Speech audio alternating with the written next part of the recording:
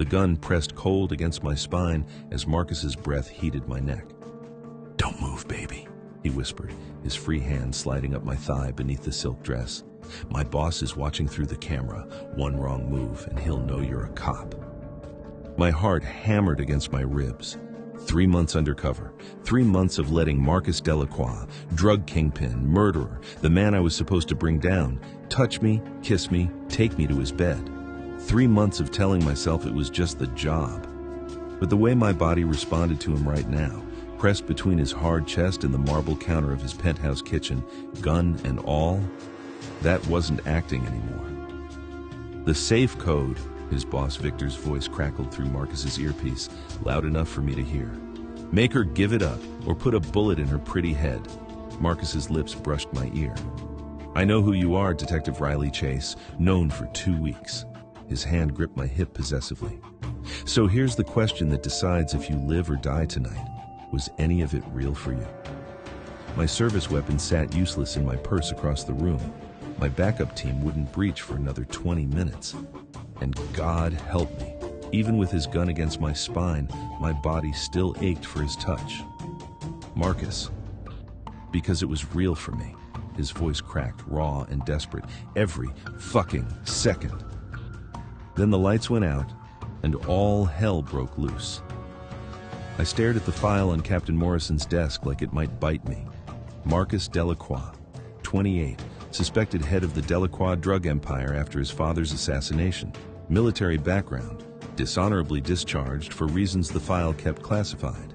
6 feet 2 inches of pure danger wrapped in custom suits and old Louisiana money. "No way," I said flatly. "Send someone else." Morrison lit a cigarette despite the no-smoking policy.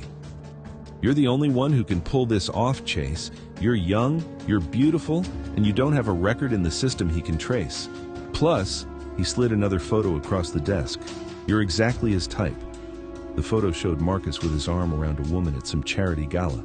Tall, athletic build, dark hair, green eyes. She could have been my sister. "What happened to her?" "Disappeared 8 months ago. We think she witnessed something she shouldn't have. Body never found." Morrison's expression hardened.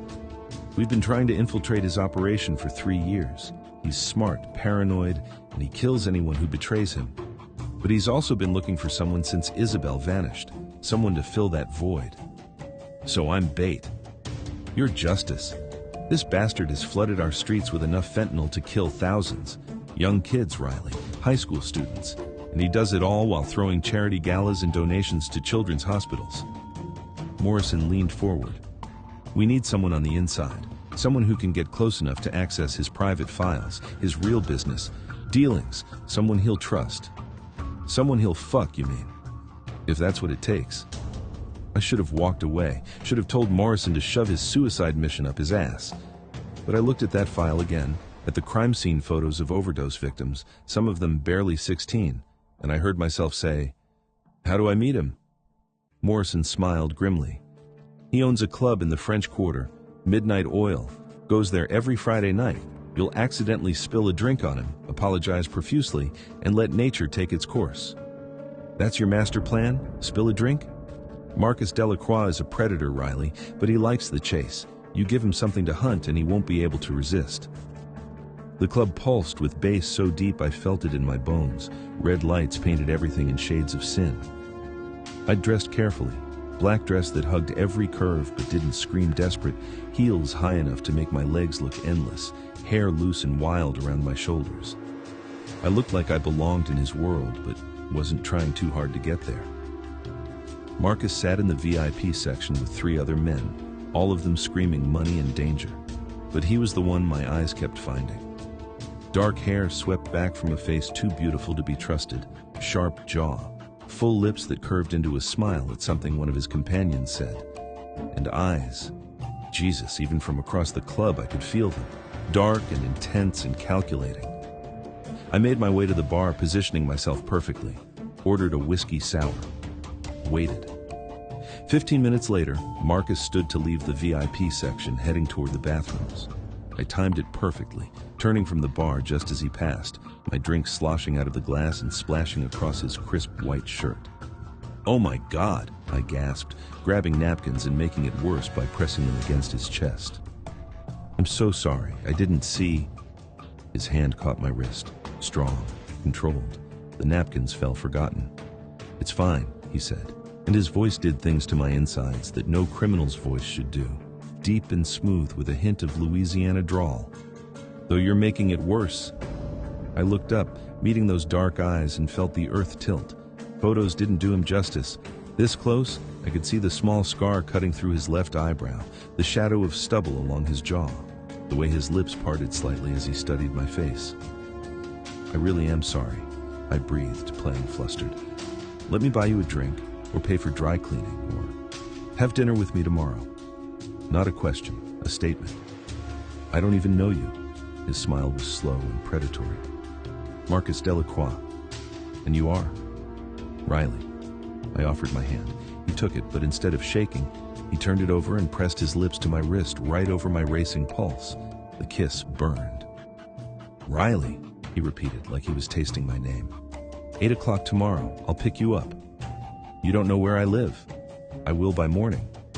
He released my hand and walked away, leaving me standing there with a pounding heart and the distinct impression I'd just been caught in a trap I'd set myself. My earpiece crackled. Morrison's voice. "Hook, line, and sinker. Good work, Chase."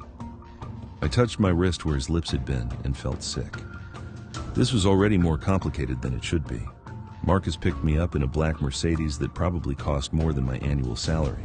He wore a charcoal suit that fit him like sin, and when he opened my door, actual gentleman move. His eyes traveled down my body with unmasked appreciation. "You're stunning," he said simply. "You're not so bad yourself." I let him help me into the car, aware of his hand on the small of my back, burning through the thin fabric of my red dress. Dinner was at Antoine's, the kind of restaurant where you needed a reservation 6 months in advance. But Marcus walked in like he owned it, probably because he did own it, and we were escorted to a private room overlooking the street. "So," he said once we had ordered, "what do you do, Riley?" I'd memorized my cover story until I could recite it in my sleep. "I work in commercial real estate. Just moved to New Orleans from Atlanta, needed a fresh start after a bad breakup." "His loss." Marcus sipped his wine, watching me over the rim of the glass. "What made it bad?" "He wanted me to be someone I'm not. Quieter, more compliant." I met his eyes. "I don't do compliant well." Something flashed in his expression, heat and appreciation and challenge. "Good. Compliant is boring." The conversation flowed dangerously easy. He was smart, wicked smart, and funny in a dark way that made me laugh despite myself. He told stories about growing up in New Orleans, about his mother who died when he was 12, about learning to cook from his grandmother. He didn't mention his father, didn't mention the empire he'd inherited. Between courses, his hand found mine across the table. "Can I confess something?" "Depends on the confession." "I haven't been able to stop thinking about you since last night." That probably makes me sound obsessed, or honest. My thumb stroked across his knuckles, and I felt him tense. "I haven't stopped thinking about you either." "Then I should probably also confess," he leaned closer, voice dropping, "that I want to take you home tonight. Want to peel that dress off you and find out if the rest of you is as beautiful as what I can see. Want to make you scream my name until you forget every man who came before me." Heat pooled low in my belly. This was the game. This was the job. But the throb between my thighs? That was real. "That's quite a confession," I managed. "Too much?" "Not enough." I leaned in until our lips almost touched. "Take me home, Marcus. Show me what you've got." His smile was pure sin. "Yes, ma'am." His penthouse overlooked the Mississippi River, all floor-to-ceiling windows and modern furniture that screamed money. But I barely registered the E-ite decor because the moment the door closed, Marcus had me pressed against it, his mouth on mine, hot and demanding and skilled. I kissed him back, telling myself it was just part of the cover.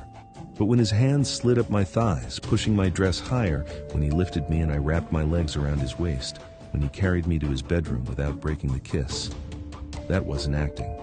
He laid me on black silk sheets and stood back, looking at me like I was art. You're sure about this? I should have said no. Should have slowed this down, but I was 28 years old, and I'd never wanted anyone the way I wanted Marcus Delacroix in that moment. Criminal or not, this man made my body sing. I'm sure. He undressed me slowly, reverently, pressing kisses to every inch of skin he revealed. When I was naked beneath him, he just stared, drinking me in. Perfect, he breathed. You're fucking perfect. Then his mouth was on my breast, his hand between my thighs, and I stopped thinking about the job altogether. I stopped thinking about right and wrong. I just felt his weight on me, his fingers inside me, his voice in my ear telling me how good I felt, how tight, how he'd been dreaming about this. When he finally pushed inside me, we both groaned. He moved slowly at first, watching my face, reading every reaction. But when I dug my nails into his back and whispered, "Harder," something in him snapped. He fucked me like he owned me, like he'd been starving for this, and I came so hard I saw stars. Afterward, lying in his arms with my head on his chest, listening to his heartbeat slow, reality crashed back. I just slept with my target, crossed the biggest line in undercover work, and the worst part? I wanted to do it again. Marcus's fingers traced patterns on my bare shoulder. Stay tonight. I should go. Stay. His arms tightened around me. Please. That please broke something in me, because it sounded real. It sounded vulnerable. It sounded like maybe he was as confused by this connection as I was. Okay, I whispered. I'll stay. In my earpiece, silent since dinner, Morrison's voice crackled to life. Remember who he is, Chase. Remember what he's done. Don't lose yourself in this. Too late, I thought, already drifting to sleep in a killer's arms. I'm already lost. I woke to sunlight streaming through the windows and the smell of coffee. Marcus stood at the stove in nothing but black boxer briefs, cooking something that made my stomach growl. His back was a landscape of muscle and old scars, bullet wound on his left shoulder, knife slash across his ribs, burn marks on his lower back, evidence of a violent life. He turned, caught me staring, and smiled. "Morning, beautiful. Hope you like omelets." This was surreal. I'd just spent the night with a man who'd probably killed more people than I could count, and he was making me breakfast like we were a normal couple. "I should go," I said, pulling a sheet around me. "I have work. It's Saturday. Play hooky with me." He plated the omelet and brought it over, sitting on the edge of the bed. "Unless you're already regretting last night?" "I don't regret it." The truth slipped out before I could stop it. "Do you?" His expression softened. "Best night I've had in a long time, Riley. Maybe ever." He fed me a bite of omelet, and the intimacy of the gesture made my chest tight. "Stay. Let me show you the city. Let me..." He hesitated. "Let me get to know you better." I should have made an excuse, should have created distance.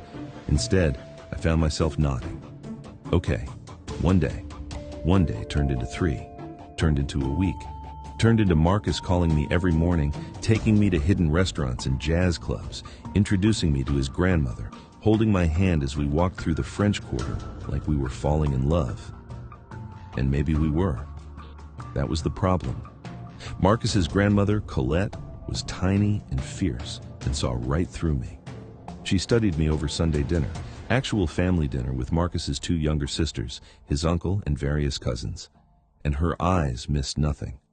"So, Riley," she said in accented English, "how did you meet my grandson?" I spilled a drink on him. I smiled. "Very graceful first impression."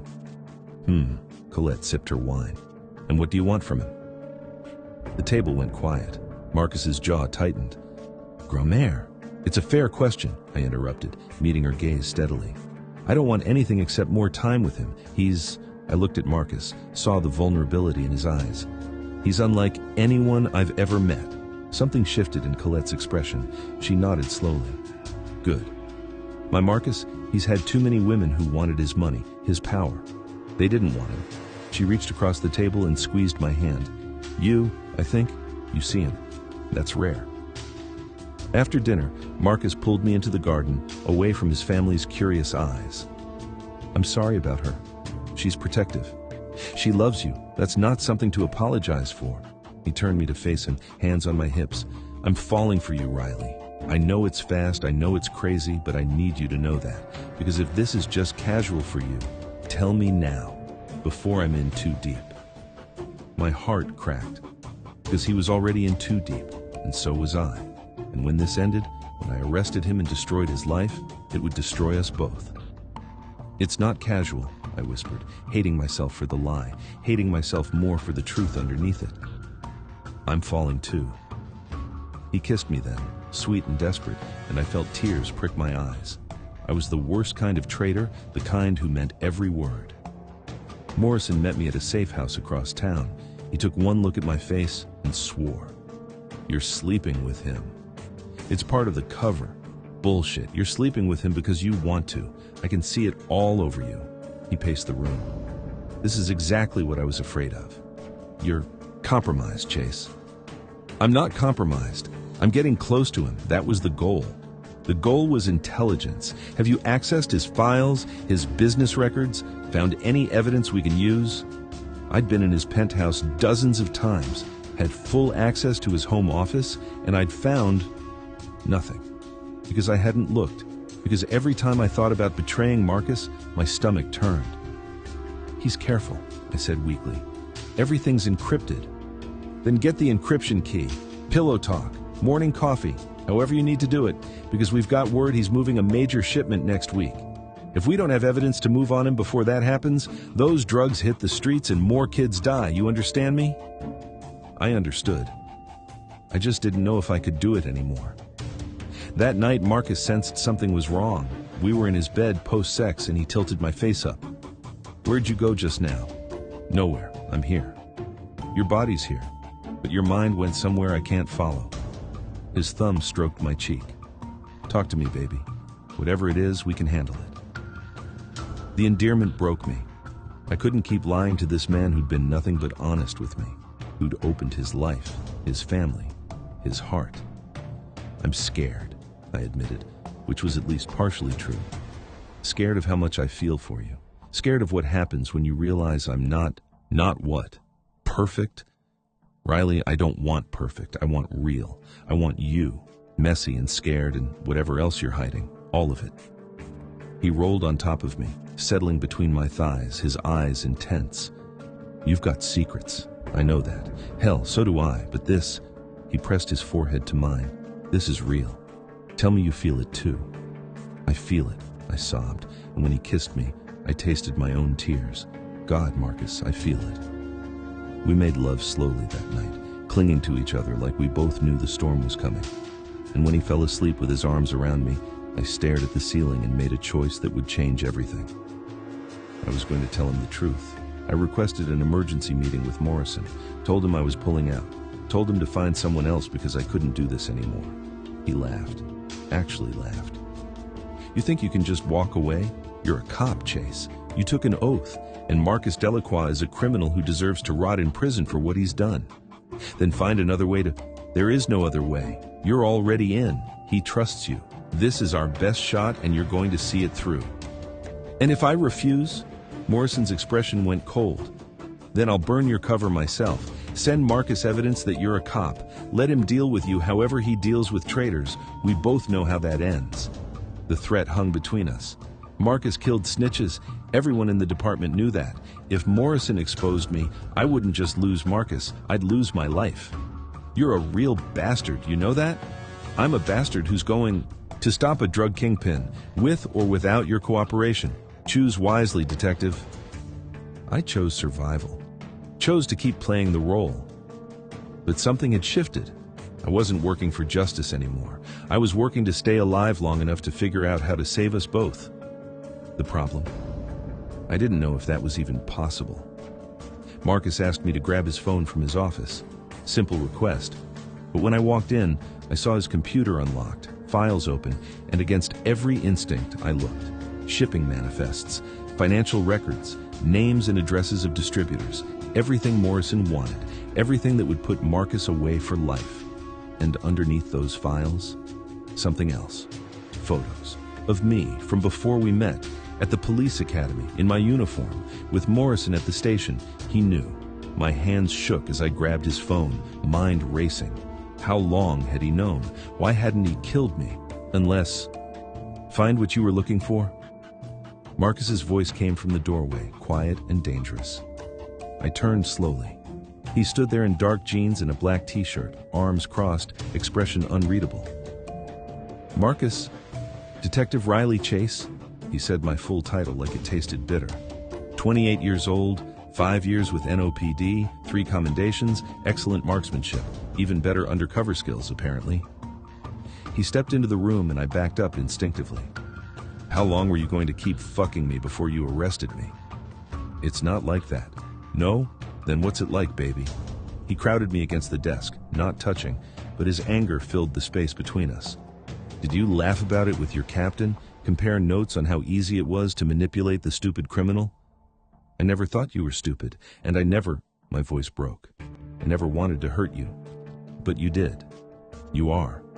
His hand came up, cupping my jaw, thumb brushing my lips. The gesture was almost tender, which made it more terrifying.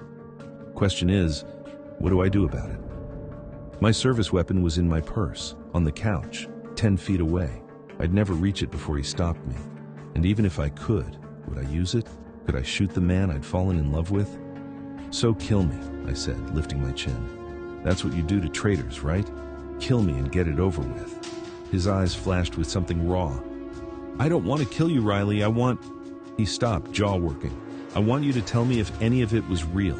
If when you screamed my name, if when you said you were falling for me, if when you met my grandmother and my sisters, was any of it real? The truth spilled out. All of it, every second.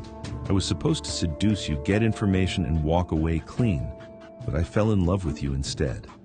And now I don't know how to save you without destroying myself, or save myself without destroying you. Marcus stared at me like I'd sucker punched him. You love me? Yes, God help me, yes. He kissed me then, brutal and desperate, all teeth and tongue, and barely controlled violence. When he pulled back, we were both breathing hard. Then prove it. How? Help me disappear. Take the files, turn them in, tell your captain I'm dead. We stage it, a fire, a car accident, something. Then we leave. New identities, new city, new life. Marcus, that's insane. So is this. So is a cop falling for a criminal. So is me trusting the woman sent to destroy me. So is us standing here talking instead of me putting a bullet in your head. His hands shook as they framed my face. I'm giving you an out, Riley. I'm giving us both an out. Take it. I wanted to. God, I wanted to so badly it hurt, but running meant abandoning everything. My career, my family, my entire identity. And staying meant I need time to think. You don't have time. My associate Victor found out about you 2 hours ago. He's on his way here now with orders to kill you unless I convince him otherwise. So you have about, he checked his watch, 18 minutes to decide. Run with me or die trying to arrest me. The ultimatum hung between us. 18 minutes to choose my entire future. How do I know you're telling the truth?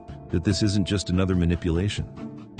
Marcus pulled out his phone, showed me texts from Victor. Cop in your bed.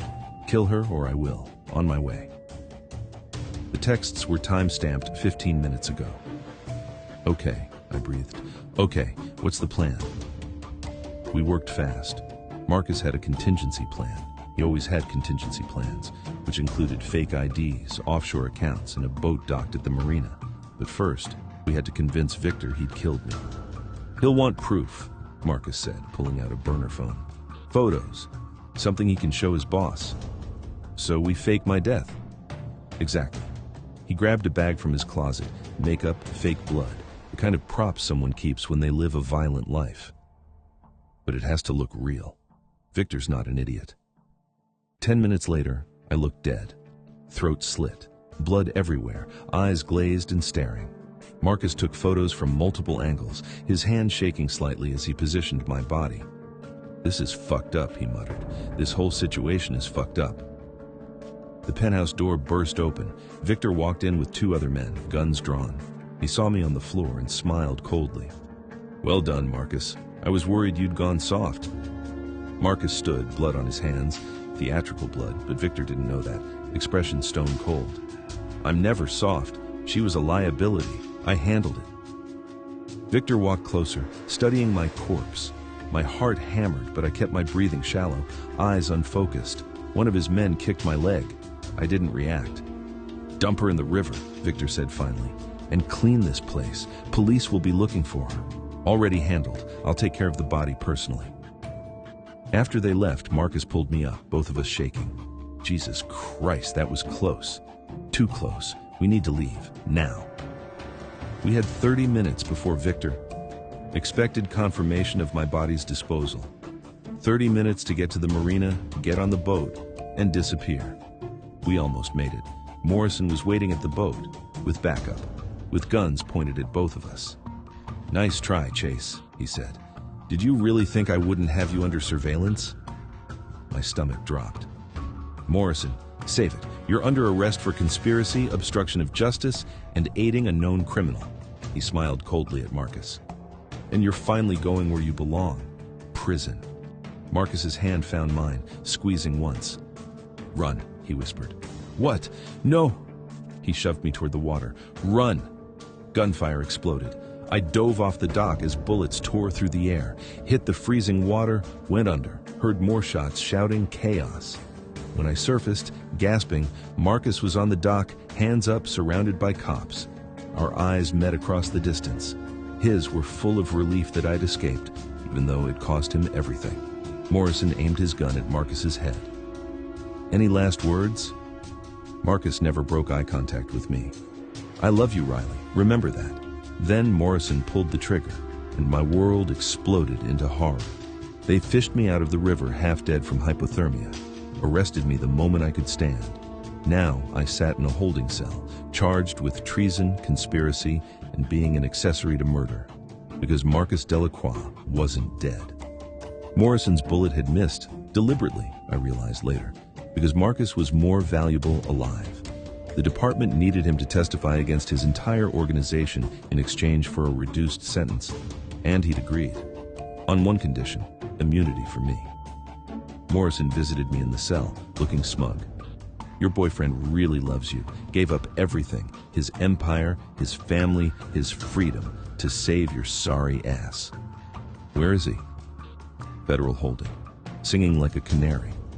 By the time he's done testifying, we'll have enough to take down half the drug trade in Louisiana."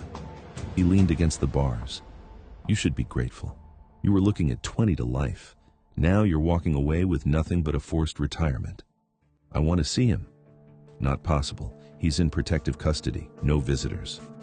"Morrison, you're done, Chase. You fell for a criminal, nearly destroyed an investigation, and cost the department millions. Consider yourself lucky you're not in the cell next to him." He started to walk away, then paused. "For what it's worth, he really does love you. Stupid bastard." I sat in the courtroom gallery watching Marcus testify. He looked thinner, harder, like prison had already started breaking him down. He wore an orange jumpsuit and handcuffs. His eyes found mine in the crowd, and something in his expression softened before the guard forced him to face forward. For 3 days, he detailed every illegal operation, named names, provided evidence, destroyed the empire his father built and he'd inherited. All for me. On the 4th day, during a recess, I managed to corner his lawyer. "I need to talk to him 5 minutes." "That's not advisable." "Please, tell him," my voice cracked. "Tell him I'm sorry. Tell him I never wanted this." The lawyer studied me with something like pity. "He knows. He said to tell you to move on, live your life, forget about him." "I can't." "You have to. He's going away for 15 years minimum, even with the plea deal. By the time he gets out, you'll have built a whole new life. That's what he wants for you." But I didn't want a new life. I wanted him. The judge sentenced Marcus to 15 years in a maximum security federal prison. I watched from the back row as they led him away in chains. He didn't look at me, didn't acknowledge I existed, just walked out of the courtroom and out of my life. I went home to my empty apartment, the one I barely lived in while playing house with Marcus, and fell apart. Cried for 3 days straight, called in sick to my new job, security consultant, because I'd never be a cop again. Couldn't eat, couldn't sleep, couldn't function. On day 4, a package arrived, no return address. Inside was a letter in Marcus's handwriting. I read the letter 17 times before I finally accepted the truth. He was right. We were over. This was the ending we'd both seen coming from the start. So I did what he asked. I moved on, got a new apartment in a different city, dated occasionally, though no one made me feel what Marcus had. Built a career as a security consultant, lived my life. But I never forgot him, and I never stopped hoping that somehow, someday, the story wasn't really over. I'd built a successful business, Chase Security Solutions, specializing in corporate protection and risk assessment. I had clients across the country, a team of 20 employees, and a reputation for being the best in the business. I also had a quiet, lonely life. No serious relationships, no family beyond an aging mother I called once a week. Just work and more work, and the occasional nightmare where I watched Marcus get shot over and over. Then, one Tuesday, my receptionist buzzed. "Ms. Chase, there's a man here to see you, no appointment. Says his name is Marcus Delacroix." The world stopped. 7 years. He'd been in prison 7 years, shouldn't be out for another 8. "Send him in," I managed. The door opened, and there he was. Older, harder, covered in new scars and prison tattoos, but still him. Still the man I'd loved and lost and never forgotten. "Hello, Riley."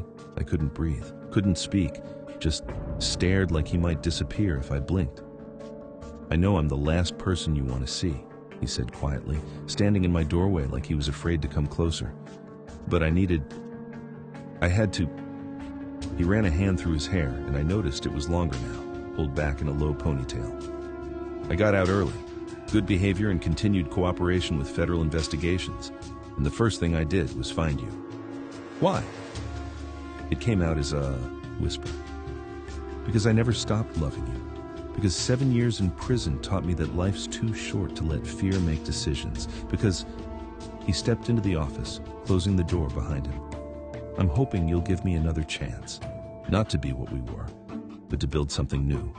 Something honest." "Marcus, I know it's crazy. I know I don't deserve it. I know you probably hate me for leaving the way I did. But I'm standing here, asking anyway. Because you're the only good thing I've ever had in my life. And I'll be damned if I don't at least try to get you back." We sat in a neutral location, a coffee shop neither of us had history with. Drank lattes, talked like civilized adults instead of former lovers with a destroyed past between them. "I'm not the same person I was," Marcus said, fingers wrapped around his cup. "Prison changes you. I had to do things to survive that." He stopped. "I'm not proud of who I became in there." "Tell me anyway." So he did. Told me about fights and gangs and violence, about keeping his head down and his mouth shut, about the nightmares and the isolation and the crushing weight of knowing he'd given up everything. "But it was worth it," he said, finally meeting my eyes.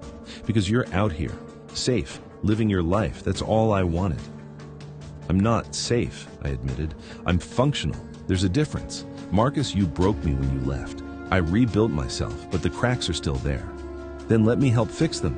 You can't fix this. We can't go back." "I don't want to go back. I want to go forward." He reached across the table, palm up, offering. "I'm not asking you to forgive me immediately. I'm not asking you to jump back into a relationship. I'm just asking for a chance to prove that I'm not the same criminal you fell for, that I can be someone you choose because you want to, not because you're undercover or scared or trapped." I looked at his hand, scarred and tattooed and offering me everything I'd mourned for 7 years, and felt something crack in my chest. The wall I'd built, the armor I'd worn, it all crumbled with one stupid, terrifying truth. I still loved him. "One date," I said, placing my hand in his. "That's all I'm promising. One date to see if there's anything left worth saving." His smile was sunlight breaking through clouds. "One date, I'll take it." One date became 2, became 10. Became Marcus showing up at my office with lunch, texting me good morning, taking me to jazz clubs and walking tours and all the places we'd been before, but experiencing them differently now. Because we were different, older, scarred, honest in ways we couldn't be before. "I need to tell you something," Marcus said one night on my couch. We'd been taking things slow, no sex, barely even kissing, just relearning each other. About what I did, my empire, the people I hurt. You don't have to. I do, because you deserve to know who I really was. He took a breath. I told myself I was just a businessman, that what people did with the product after it left my hands wasn't my responsibility. But that was bullshit. I knew kids were dying. I knew families were destroyed. And I did it anyway, because... His voice cracked. Because it was easier than being the man my father would have been disappointed in. I took his hand. Tell me about your father. He was a monster. Beat my mother, beat me and my siblings, built the empire on blood and terror. When he died, everyone expected me to be just like him. So I was, because I didn't know how to be anything else. And now? Now I'm trying to be better. I volunteer at a youth center, help kids in the neighborhood stay away from gangs. It doesn't undo what I did, but he looked at me with raw vulnerability. I want to be someone you can be proud of. Marcus, I cupped his face, forcing him to meet my eyes. I'm already proud of you. For surviving, for changing, for being brave enough to come back. He kissed me then, soft and searching, like he was asking permission. I gave it, deepened the kiss. Let 7 years of grief and longing pour into the connection of our mouths. When we broke apart, both breathing hard, he pressed his forehead to mine. I want to do this right. Take our time. Build something real. We had something real before. We had something intense. Real is different. Real is choosing each other every day. Real is staying when things get hard instead of running. Real is... He pulled back to look at me. Real is me asking if you'll move in with me, knowing it's too soon and too fast and maybe too much, but asking anyway because I don't want to waste another second pretending I can live without you. We didn't move fast. Took another 6 months of dating before I agreed to move into the small apartment Marcus rented in a quiet neighborhood. Nothing like his old penthouse. Just a simple 2-bedroom with a balcony and a kitchen we cooked in together. It was perfect. Sunday morning, 1 year after his release, I woke to Marcus watching me sleep. That's creepy, I murmured. Can't help it. Still can't believe you're here, that this is real. I rolled into his arms, tucking myself against his chest. It's real. We're real. Marry me. I went still. What? Marry me. He propped himself up on one elbow, looking down at me with terrifying vulnerability. I know it's fast. I know we still have work to do, but I don't want to wait anymore. I want to wake up every day knowing you're mine and I'm yours, and we chose this despite everything that tried to tear us apart. Marcus, you can say no. I'll understand. But I had to ask. Because you're it for me, Riley. You always were. You always will be. And I want to spend the rest of my life proving that I'm it for you, too. I thought about everything we'd survived. The lies, the betrayal, the pain, the separation, 7 years apart and 1 year rebuilding. And I realized something. We'd been through the worst already. We'd faced every obstacle, crossed every line, survived every ending. If we could come back from that, we could survive anything. Yes, I whispered, yes, I'll marry you. His smile was incandescent. He kissed me deeply, rolling me beneath him, showing me without words how much my answer meant. We made love slowly that morning, savoring each other, celebrating not just the engagement, but the journey that brought us here. Later, lying tangled together, Marcus traced my ring finger. I don't have a ring yet. Probably should have planned this better. I don't need a ring. I just need you. You'll get both, the ring and me. Forever. Forever, I agreed, and felt the truth of it settle into my bones. We'd found our way back from the fire, built something stronger from the ash. And this time, nothing would tear us apart. The wedding was small, just close friends and Marcus's family, who'd tentatively welcomed me back after years of suspicion. We got married at sunset on Lake Pontchartrain, with jazz music and good food and so much love it felt like magic. I walked down the aisle to Mateus, reformed criminal, youth mentor, the man who'd saved my life as surely as I'd saved his. And I felt no doubt, no fear, just absolute certainty that this was right. In my vows, I said, "You saw me when I was lying. You loved me when I was breaking. You chose me when it would have been easier to hate me. It's not just love. That's grace. And I promise to give you that same grace every day for the rest of our lives. In his vows, he said, "You walked into my life and burned down everything I thought I knew. You made me want to be better. You made me believe I could be more than my father's shadow. And when I lost everything, you became the reason to rebuild. I love you, Riley Chase. I'm going to love you until my last breath and probably long after." We kissed as husband and wife, and I tasted salt, his tears and mine, all mixed up together. Our story wasn't a fairy tale. It was messy and complicated and born from deception, but it was ours, built from truth and forgiveness and the stubborn refusal to let the worst parts of our past define the best parts of our future. And as we danced under the stars, Marcus's arms around me, his voice in my ear whispering promises of forever, I knew one thing absolutely. We'd walk through fire, and we'd come out the other side together. That was all that mattered.